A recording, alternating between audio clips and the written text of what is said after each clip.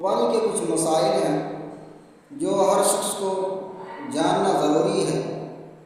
ایک کے بعد دیگرے کچھ مسائل کو ہم بیان کرتے ہیں۔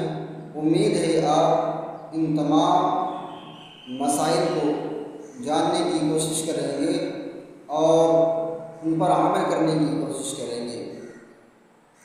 مسئلہ نمبر 1، ام سلمہ رضی اللہ تعالی عنہا سے روایت ہے، مسلم شریف کی حدیث ہے، اذا رأيتم الهلال ذي الحجة وأراد أحدكم أن يضحي فليمسك عن شعره وأظفاره، کہ جو شخص قربانی کرنا چاہتا ہو تو اسے چاہیے کہ ذو الحجہ کا چاند نظر آنے کے بعد حجامت نہ بنوائے، بال نہ کاٹے، ناخن نہ تراشے۔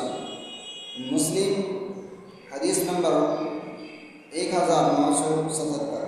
یہ حکم ایک ذی الحجہ سے لے کر قربانی کرنے تک ہے، اور یہ حکم تمام گھر والوں کے لیے ہے، حتیٰ کہ عورتوں کے لیے بھی اور بال بچوں کے لیے بھی۔